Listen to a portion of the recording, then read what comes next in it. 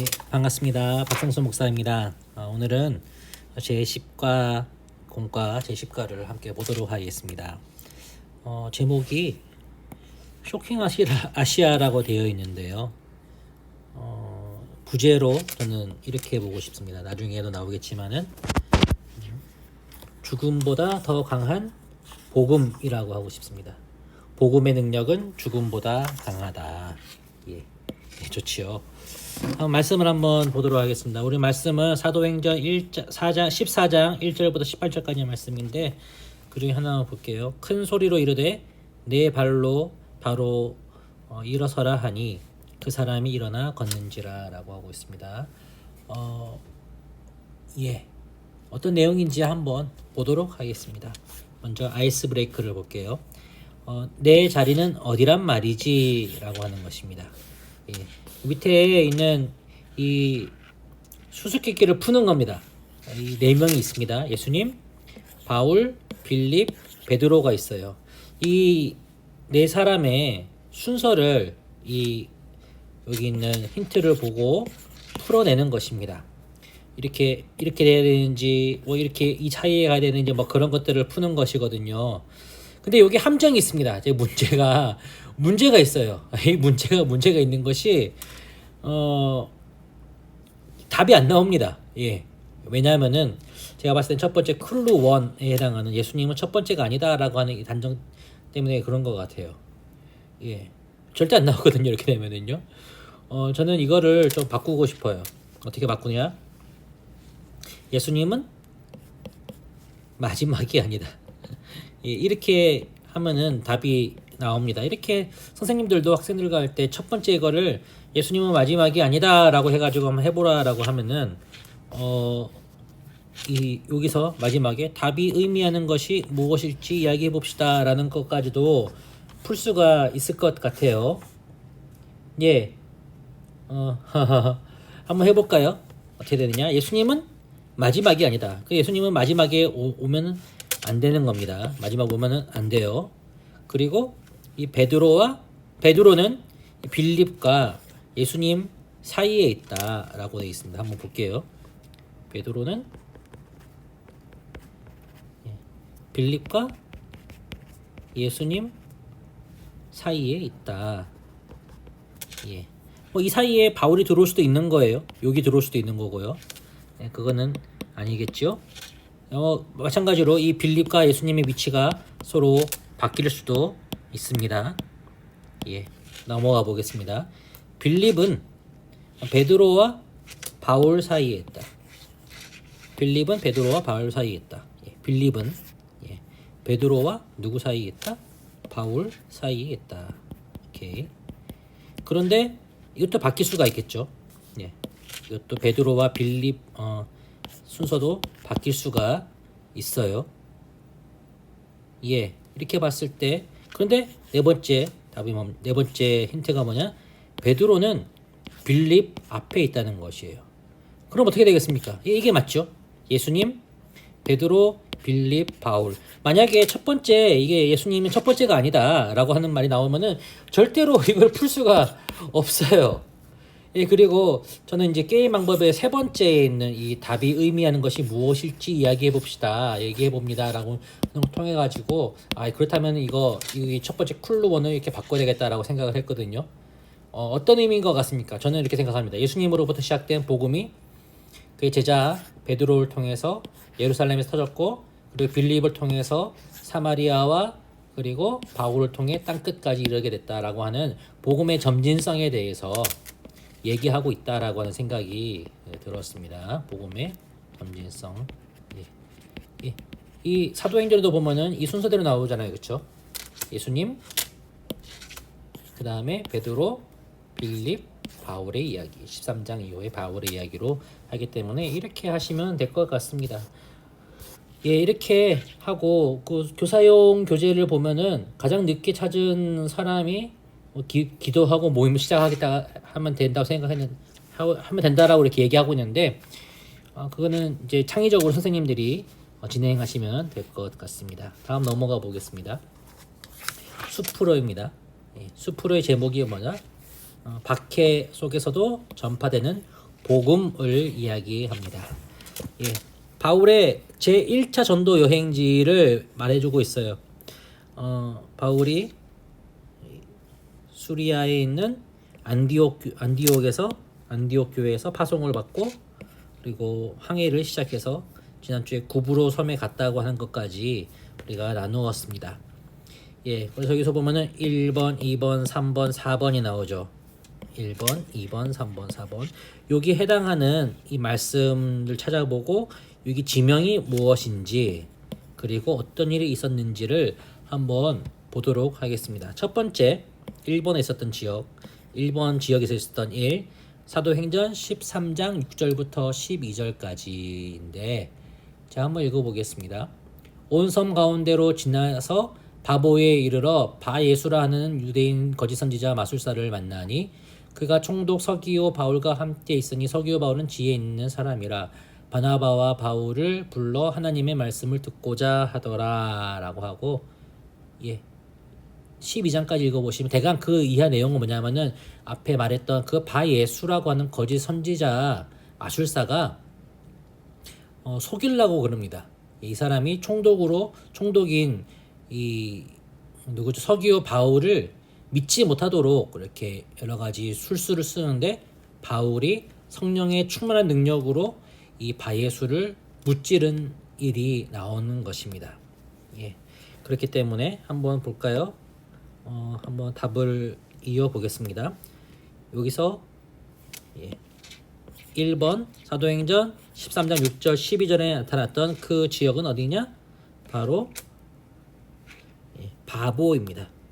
바보라니까 좀 이상한데 바보라고 하는 것은 파포스라고 하는 이 구브로 섬에 있는 이 서안에 있는 지역인데 그것을 이제 음차하면서 바보라고 하는 것으로 된 겁니다. 여기서 어떤 일이 있었느냐? 바보에서 총독 서기오 바울을 전도하였다 이렇게 됩니다. 두 번째 봅시다. 두 번째 사도행전 13장 16절부터 42절 좀 기네요, 그렇죠? 예, 보도록 하겠습니다. 예, 대충 보시면 되겠습니다. 이게 바울과 바나바가 안디옥이라는 곳에 전도를 했습니다. 여기는 안디옥입니다. 근데 안디옥인데 여기 수리아에 있는 안디옥과 다른 여기는 비시리아 안디옥입니다. 답에 여기 이 보기에 나와 있는 것을 보시면은 안디옥을 찾으시면 되겠네요. 안디옥에서 어떤 일을 했느냐? 여기서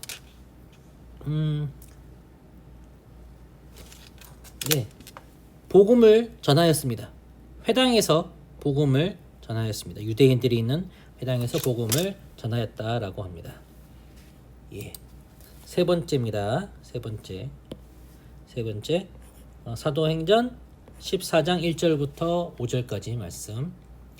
예. 이에 이고니온에서 두 사도가 함께 유대인의 회당에 들어가 말하니 유대와 헬라의 허다한 무리가 믿더라. 그러나 순종하지 않는 유대인들이 이방인들의 마음을 선동하여 형제들에게 악감을 품게 하거늘 두 사도가 오래 있어 주를 힘입어 담대히 말하니 주께서 그들의 손으로 표적과 기사를 행하게 하여 주사 자기 은혜의 말씀을 증언하시니 그 시내의 무리가 나뉘어 유대인을 따른 자도 있고 두 사도를 따른 자도 있는지라. 이방인과 유대인과 그 관리들이 두 사도를 모욕하며 돌로 치려고 달려드니 라고 하고 있습니다. 어디라고 말하고 있습니까? 이고니온입니다. 세 번째 지역은 바로 이고니온이었습니다. 이고니온. 예, 여기는 이고니온입니다. 이고니온에 어떤 일이 있었느냐? 예, 회당에서 돌로 이 사도들을 치려고 하였다라는 것이죠. 이고니온에서 회당에서 돌로 치려고 하였다라고 하고 있습니다. 네 번째, 그 다음으로 간 이 지역은 어디인가? 4번 한번 읽어보겠습니다. 말씀을 사도행전 14장 8절부터 10절 루스드라에 발을 쓰지 못하는 한 사람이 앉아있는데 나면서 걷지 못하게 되어 걸어본 적이 없는 자라. 바울이 말하는 것을 듣거늘 바울이 주목하여 구원받을 만한 믿음이 그에게 있는 것을 보고 큰 소리로 이르되 내 발로 바로 일어서라 하니 그 사람이 일어나 걷는지라. 아까 우리가 읽었던 그 말씀입니다. 이 지역의 이름이 뭐라고 했습니까? 예, 루스드라라고 합니다. 루스드라에서 어떤 일이 있었느냐? 지체장애자, 걷지 못하는 사람을 치료해 주었다라고 말합니다. 예, 그런 일이 이 지역에서 있었습니다.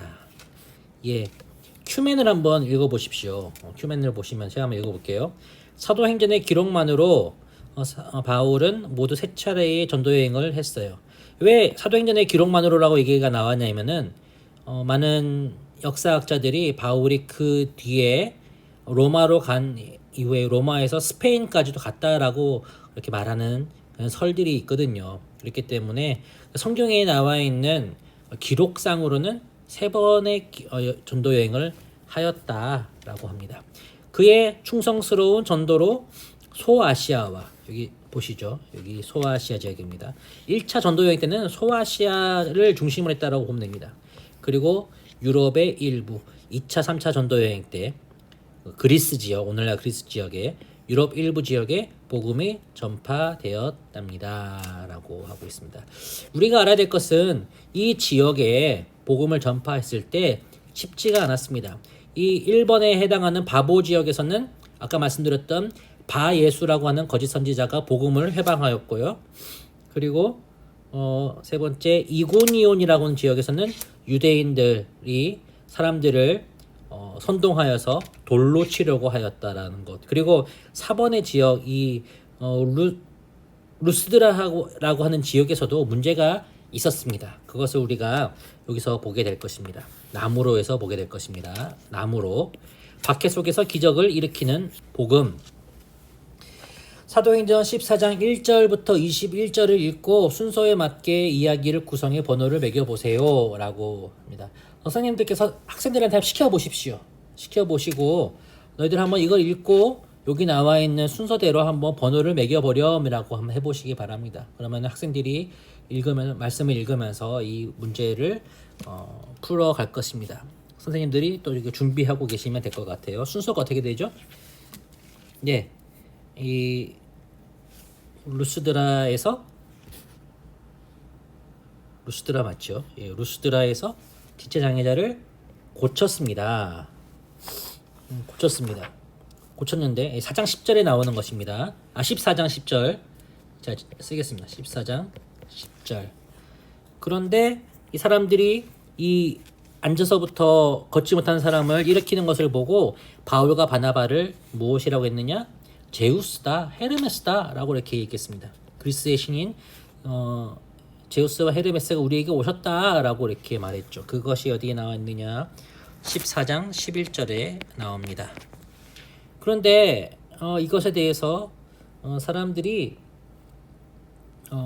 유대인들이 말합니다. 저 사람의 말을 믿지 마시오. 예수님께서 여러분들 예수님 믿어야 합니다 라고 하는 바울의 말에 대해서 유대인들이 사람들을 선동하여서 무리가 충동되어서 돌로 쳤다라고 합니다. 그래서 거의 죽는 줄 알고 이 바울을 성 밖으로 내버렸다고 해요. 그런데 어떻게 됐다? 여기 14장 19절입니다. 14장 19절.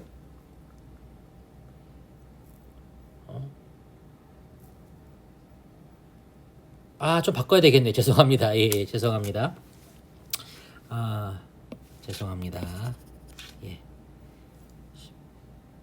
맞는데? 그렇구나. 예. 처음부터 하겠습니다. 예. 바울이 복음을 전하였습니다. 첫 번째. 여러분들 예수님을 믿어야 합니다. 14장 2절이에요. 이게 첫 번째네요. 그때 유대인들이 회방을 넣었었죠. 그럼에도 불구하고 끝까지 복음을 전하여서 루스드라에서 앉아있는 사람을 이렇게 세웠습니다. 그러자 14장 10절 사람들이 이 바울과 바나바를 신으로 여겼다. 14장 11절입니다. 그런데 이럼에도 불구하고 계속해서 여기 나오는 유대인들이 회방을 놓고 사람들 충동질하여서 돌을 맞게 만듭니다. 이것이 14장 19절에 나와 있죠. 그럼에도 불구하고 바울이 일어나서 성으로 다시 들어가서 다른 곳에 가서도 복음을 전하였다. 많은 사람들을 제자로 삼았다라고 말하고 있습니다. 예. 죄송합니다, 여러분.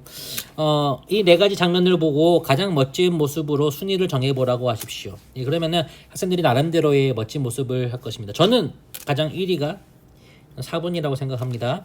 4번. 그 다음에 4번? 예. 이거 말하는 것입니다. 4번. 그 다음에 멋있는 거 1번. 박해가 있지만은 사람들의 음모가 있었지만은 굴하지 않고 복음 전했던 것. 그리고 능력으로 행했던 이 루스드라에서 앉은 사람을 일으킨 것.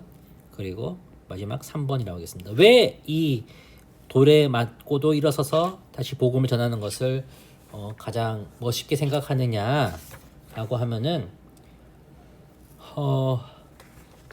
어려움이 있어도 어려움 속에서도 굴하지 않고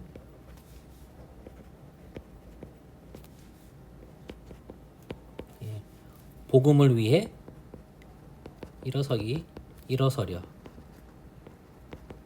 하기 때문이다라고 하겠습니다. 밑에 한번 문제를 보겠습니다. 바울의 복음 전파에 장애물이 된 것은 무엇인가요? 그중 큰 장애물은 무엇일까요? 장애물이 많았죠. 앞에서 봤었던 이 바울과 바나바를 신이다라고 여겼던 것들, 사람들의 오해, 그리고 영적인 공격, 바예수처럼, 그리고 유대인들의 회방. 아마 유대인들의 회방이 제일 어렵지 않았을까라는 생각이 듭니다. 이거는 문제의 답이 없습니다. 각자 개인적으로 생각할 수 있는 부분들이 있는데 저는 유대인들의 회방이 가장 바울과 바나바에게 힘들었을 거라 생각합니다. 자기 동족들인데 그 동족들이 그 동족 안에서 아브라함의 핏줄로 온 이 예수님을 믿지 않고 오히려 복음에 반대를 하고 있으니 얼마나 괴로웠겠습니까? 그럼에도 불구하고 바울과 바나바는 박해 속에서 기적을 일으키는 복음을 전하였습니다. 그래서 아까 전에 처음에 이 쇼킹 아시아라는 제목에 대해서 부제를 달았던 것처럼 이것을 꼭 전달했으면 좋겠습니다. 학생들한테. 복음의 능력은